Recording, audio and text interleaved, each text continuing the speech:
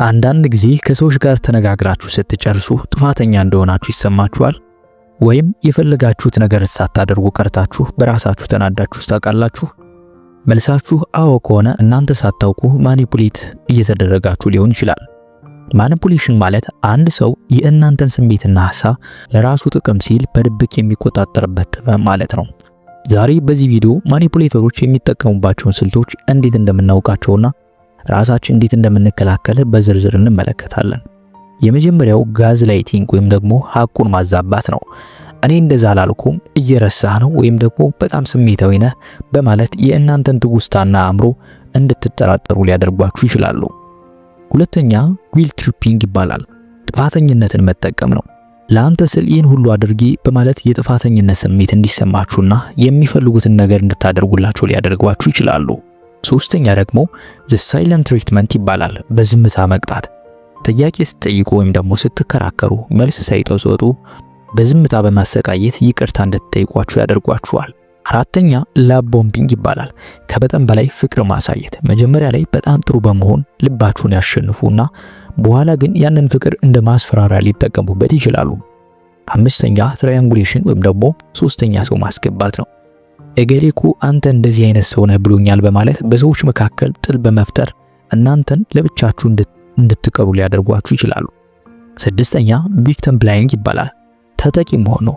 ጥፋቱ የነሱ ሆኖ ሳለ እነሱ እንደተጎዱ በማስመሰል እናንተ እንድታባብሏቸው ሊያደርጓችሁ ይችላሉ። ማኒፑሌተሮች ሰዎችን ለምን ማኒፑሌት ያደርጋሉ ሲባል ስልጣን ለመያዝ፣ ዝግተኛ በራስ መተማመን ስላላቸው ወይም ደግሞ የፈለጉትን ለማግኘት ሌላ መንገድ ስለማያውቁ ነው። ማኒፑሌተሮች ሰለባ የሚያደርጓቸው ሰዎች ደግ ሰዎችን፣ ተሎ ይቅር የሚሉትንና ግልጽ ድንበር ወይም ደግሞ ባውንደሪ የሌላቸውን ሰዎች ይመርጣሉ። በፍቅር ግንኙነት ውስጥ አንድ ወንድ ወይም ደግሞ ሴት የትዳር አጋራቸው ከቤተሰባቸው እንዲርቁ የሚያደርጉበት መንገድ፣ አለቃችሁ ወይም ደግሞ የሥራ ባልደረባችሁ የእናንተን ሥራ የራሳቸው አድርገው ሊያቀርቡበት የሚችሉት ዘዴ፣ ሁልጊዜ እርዳታን የሚጠይቁ ግን እናንተ ስትፈልጓቸው የማገኙ ጓደኞች ሊኖሯችሁ ይችላሉ። እዚህ ጋር አንድ የፊልም ታሪክ እናንሳ። ፓውላ የምትባል አንዲት ሀብታምና የዋህ ሴት ነበረች። ጆርጅ የሚባል እጅግ ማራኪና ተጫዋች ወንድ ጋር ትገናኛለች። ጆርጅ በመጀመሪያው ሳምንት ላቭ ቦምቢንግ ይጠቀማል። በቀን 20 ጊዜ ይደውላል፣ አበባ ይልካል፣ ከአንቺ ውጭ ህይወት የለኝም ይላታል። ማኒፑሌተሮች መጀመሪያ የሚያደርጉት ነገር የእናንተን መከላከያ መስበር ነው። ይህን የሚያደርጉት በመጥፎ ሳይሆን እጅግ በጣም ጥሩ በመሆን ነው። ይህ ላቭ ቦምቢንግ ይባላል። ዓላማው እናንተ በእነሱ ላይ ጥገኛ እንድትሆኑ ማድረግ ነው። ፓውላና ጆርጅ ተጋቡ።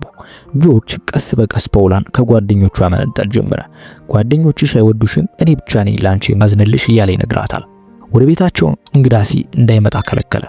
ቤቱ ውስጥ ያሉትን አገልጋዮች ፓውላ አይምሮዋ እየተነካ ነው፣ ዝም ብላችሁ እያት ብሎ አሳመናቸው። ይህ ሁለተኛው ስልት ነው፣ አይዞሌሽን ይባላል። ማኒፑሌተር ብቸኛ እንድትሆኑ ይፈልጋል። ምክንያቱም ጓደኛ ካላችሁ ጆርጅ እኮ እያታለለሽ ነው ብለው ሊነግሯቸው ይችላሉ። እነሱ ግን የእናንተ ብቸኛ የመረጃ ምንጭ ሆነ ይፈልጋሉ። ሶስተኛ የሚጠቀሙት ደግሞ ጋዝ ላይቲንግ ነው። የአእምሮ ማሰቃያ መንገዳቸው ነው። ይሄ ጆርጅ አንድ የሚገርም ዘዴ ይጠቀማል። ቤቱ ውስጥ ያለውን የጋዝ መብራት ወይም ደግሞ ጋዝ ላይት ፓውላ ሳታየው ቀስ አድርጎ ያደበዝዘዋል። ፓውላ መብራቱ እየጠፋ እኮ ነው ስትለው እሱ አየኔ ቆንጆ መብራቱ እንደነበረ ነው፣ አንቺ አይንሽ እየደከመ ነው ማለት ነው ይላታል። ጌጣጌጦቿን ደብቆ አንቺ ነሽ የጣልሽው ይላታል። ፓውላ ራሷን መጠራጠር ጀመረች። እውነታ ብጃለሁ ብላ ማልቀስ ጀመረች። ጋዝ ላይቲንግ የሚለው ቃል የመጣው ከዚህ ፊልም ነው። ማኒፑሌተር ሐቁን አይንሽ እያየ ሊክድሽ ይችላል። ዓላማው የራስሽን አስተውሎት ወይም ደግሞ ሪያሊቲ እንድትጠራጠሪ ማድረግ ነው። አንድ ሰው በጣም ስሜታዊ ነሽ ወይም ደግሞ ትቀልጃለሽ እንዴ እንደዛ ላልኩም ደጋግሞ የሚልሽ ከሆነ አእምሮሽን እየወረደው ነው ማለት ነው።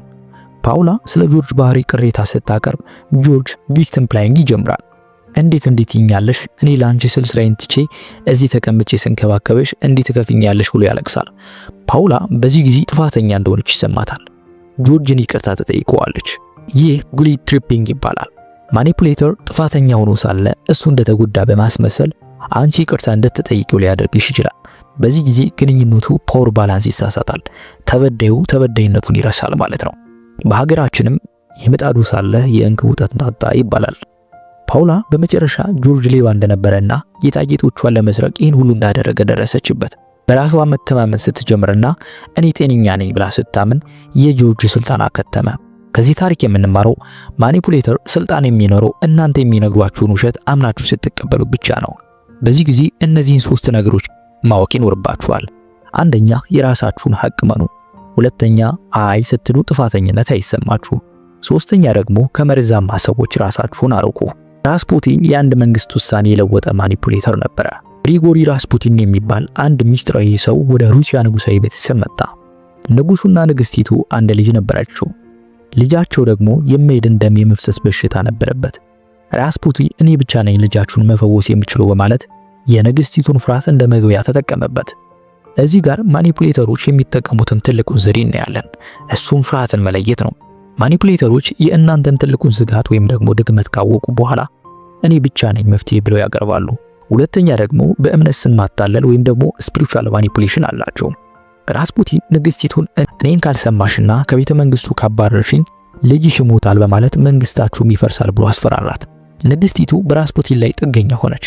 ራስፑቲን ራሱ በግልጽ ስህተት እየሰራ እንኳን ንግስቲቱ ግን እሱ ቅዱስ ነው፣ እሱ የሚለው ሁሉ ልክ ነው ብላ እንድታምን አደረጋት። ኢንዲፔንደንስ ጥገኝነት ይባላል።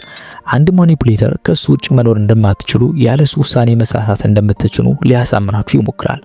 የእናንተን ጥንካሬ ሰርቆ የራሱ ሊያደርጋችሁ ይችላል። ሶስተኛ የሚጠቀሙት ትራያንጉሌሽን ነው፣ መከፋፈል። የንጉሱ አማካሪዎች ራስፑቲን አደገኛ ነው ብለው ሲነግሯት ራስፑቲን ንግስቲቱን እነዚህ ሰዎች እኔና አንቺን ለመለየት የሚሞክሩ ጠላቶችሽ ናቸው በማለት አሳመናት። በዚህም ምክንያት ንግስቲቱ ታማኝ የሆኑትን አማካሪዎቿን ሁሉ አበረረች። አንድ ማኒፑሌተር ሁል ጊዜ እናንተን ከሚያስቡላችሁ ሰዎች ጋር ያጣላችኋል። እሱ እኮ አይወድሽም ወይም እሷ እኮ ቅናት ስላለባት ነው በማለት በሰዎች መካከል ግድግዳ ይገነባሉ። 6ቱ የማኒፑሌተር አይነቶችን ሰፋ ባለ ማብራሪያ እንመልከት። የመጀመሪያው ተጠያቂው ማኒፑሌተር ነው፣ ዘ ፕሮፌሽናል ቪክቲም። እነዚህ ሰዎች ሁል ጊዜ የሚከፋቸው የታመመው ወይም ደግሞ ዓለም የበደለቻቸው መስለው ይቀርባሉ። ጥፋት ሲያጠፉ እንኳን እኔ እኮ የልጅነት ጉዳት ስላለብኝ ነው ይላሉ። የእናንተን ርህራሄ ተጠቅመው የሚፈልጉትን ለማግኘት እነርሱ ለነሱ ሲሉ መስዋዕትነት ካልከፈሉ ጨካኝ እንደሆኑ እንዲሰማችሁ ሊያደርጋችሁ ይችላሉ። ሁለተኛ ደግሞ ተቆጩ ማኒፑሌተር ነው። ድምጹን ከፍ በማድረግ በማስፈራራት ወይም ደግሞ በንዴት እናንተን ዝም ማሰኘት ይፈልጋሉ። እናንተ በፍርሃት ውስጥ በማቆየት ጥያቄ እንዳታነሱ ማድረግ፣ ሁልጊዜ ምን ይለኝ ይሆን ብላችሁ በጭንቀት እንድትኖሩ ይፈልጋል። ሶስተኛ ደግሞ ደጉ ማኒፑሌተር ይባላል። ኦቨር ሄልፐር ይባላል ወይም ደግሞ ናይስ ጋይም ይባላል። ያልጠየቃችሁትን እርዳታ ሁሉ ያደርጋሉ፣ ስጦታ ያበዛሉ። በኋላ ግን እኔ ያን ሁሉ ሳደርግልህ አንተ ይሄንን ታመጣብኛለህ በማለት በሰራው ልክ ውለታ ይፈልጋል። እናንተን የውለታ ዕዳ ውስጥ በመክተት ሁል ጊዜ ለነሱ ታዛዥ እንድትሆኑ ሊያደርጓችሁ ይችላሉ። አራተኛ አሳሳቹ ማኒፑሌተር ወይም ደግሞ ጋዝላይተር ይባላል። አልኩኝ አላልኩም ክርክር ውስጥ ይከቷችኋል። ያየኸውን ነገር አላየህም ሊልህ ይችላል። በራስህ አእምሮና ትውስታ ላይ ጥርጣሬ በመፍጠር ውሳኔ በእነሱ እጅ ማድረግ ነው። አምስተኛው ደግሞ አዋቂው ማኒፑሌተር ወይም ደግሞ ዘ ኢንተሌክቹዋል ስናይፐር የሚባለው ነው። በእውቀታቸው ሊያስፈራሩ ይሞክራሉ። ይህን እንኳን አታውቅም ወይም የኔን ያህል ልምድ እንኳን የለህም በማለት አንተን ዝቅ ሊያደርግህ ይችላል። አንተን እንደሞኝ በማስቆጠር የራስህን ሐሳብ እንዳትናገር ለማድረግ ነው። ስድስተኛውና የመጨረሻው ደግሞ ዝምተኛው ማኒፑሌተር ወይም ደግሞ ዘ ሳይለንት ትሪትመንት ዩዘር የሚባለው ነው። ስህተት ሲሰሩ ወይም አንተ ቅሬታ ስታቀርብ ስልክ አያነሱም፣ መልስ አይሰጡም። ዝምታቸውን እንደ ቅጣት በመጠቀም አንተ ተንበርክከህ ይቅርታ እንድትጠይቃቸው ለማድረግ ይሞክራሉ። እስኪ አስቡ፣ አንድ ሰው ጋር ተነጋግራችሁ ስትወጡ በራስ መተማመን ስሜታችሁ ይጨምራል ወይስ ባዶነት ይሰማችኋል?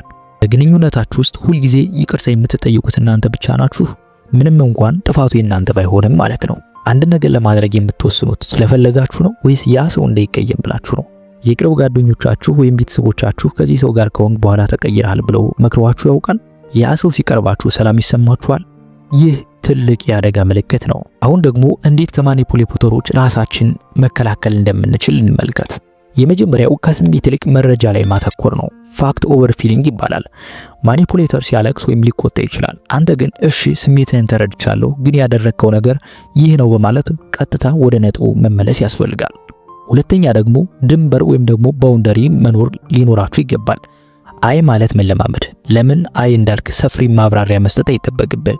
ይህ ነገር ለኔ አይመቸኝም ማለት በቂ ነው። ሶስተኛ ጊዜ ግዛ። ዘ 24 ሃወር ሩል ይኖርህ።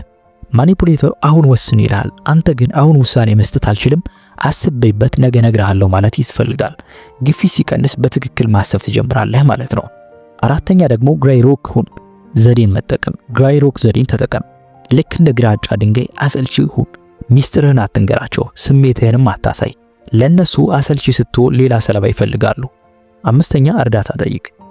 ነገሩ ግራ ሲገባህ ለምታምነው ጓደኛ ነገረው። ይህን ነገር ልክ ነው ወይስ እኔ ነኝ የምሳሳተው ብለህ ጓደኛህን አማክረው። ኤልዛቤት በ14 ዓመቷ ታፍና ተወስዳለች። ለ9 ወራት ያህልም እጅግ በከፋ ማኒፑሌሽን ውስጥ አሳልፋለች። በዓለም ላይ ካሉ እጅግ አሰቃቂ የማኒፑሌሽን ታሪኮች አንዱ ልንገራችሁ። ኤልዛቤት ስማርት በጠመንጃ ተገዳ ተጠልፋ ስትወሰድ ጠላፊዎቿ የተጠቀሙት ትልቁ መሳሪያ ገመድ ወይም ደግሞ ሰንሰለት አልነበረም፣ ማኒፑሌሽን ነበረ። ጠላፊዎቿ እኛን ትተሽ ለመሄድ ከሞከርሽ ወይም ለሰው ምልክት ካሳየሽ ቤተሰቦችሽን እንገላቸዋለን ብለው አሳምኗት። ይህ ብቻ አይደለም፣ አንቺ አሁን ረክሰሻል፣ ቤተሰቦችሽ አይቀበሉሽም፣ ማንም አይፈልግሽም እያሉ በየቀኑ ይነውሯት ነበረ። ኤልዛቤት በመሃል ላይ በሰው ፊት ለፊት እየተጓዘች እንኳን ለሰው እርዳታ ትጠይቅም ነበረ። ለምን? ምክንያቱም አእምሯ በሰንሰለት ውስጥ ነበረ። ኤልዛቤት ግን አንድ ቀን እውነቱን ተረዳች። እነሱ የሚሉኝ ውሸት ነው፣ እኔ አሁንም ዋጋ ያለኝ ሰው ነኝ፣ ቤተሰቦችም ይወዱኛል ብላ በራሷ ማመን ጀመረች። ያን ቀን አእምሯ ነፃ ወጣ። ከ9 ወራት በኋላ ፖሊሶች ሲያገኟት ጠላፊዎቹ አጠገቧ ቆሙ እያለ አዎ እኔ ኤልዛቤት ስማርት ነኝ ብላ በድፍረት ተናገረች። ኤልዛቤት ስማርት በአካል ተስራ ነበር። እናንተ ግን ምናልባት በፍቅር ግንኙነት፣ በጓደኝነት ወይም ደግሞ በስራ ቦታ ባልታሰረ ሰንሰለት ተይዛችሁ ሊሆን ይችላል። ማኒፑሌተሮች ያለኔ ዋጋ የለህም ወይም ማንም አይወድም ሊሏችሁ ይችላሉ። ግን አስታውሱ፣ ውሸቱ የነሱ፣ ህይወቱ ግን የናንተ ነው። ዛሬ ያያችሁትን 6 የማኒፑሌተር አይነቶች በደንብ አስተውሉ። በዙሪያችሁ እንዲህ አይነት ሰው ካለ ዛሬውኑ ድንበራችሁን አክብሩ። ነፃነታችሁን ከማንም በላይ ዋጋ አለው። ይህ ቪዲዮ ለአንድ ሰው ቢሆን ከአእምሮ እስር ቤት እንዲወጣ መንገድ ይከፍትለታል ብዬ አምናለሁ። ሐሳባችሁን ኮሜንት ላይ አጋሩኝ። በሌላ ቪዲዮ እስክንገናኝ በያላችሁበት ሰላም ለኩልክም።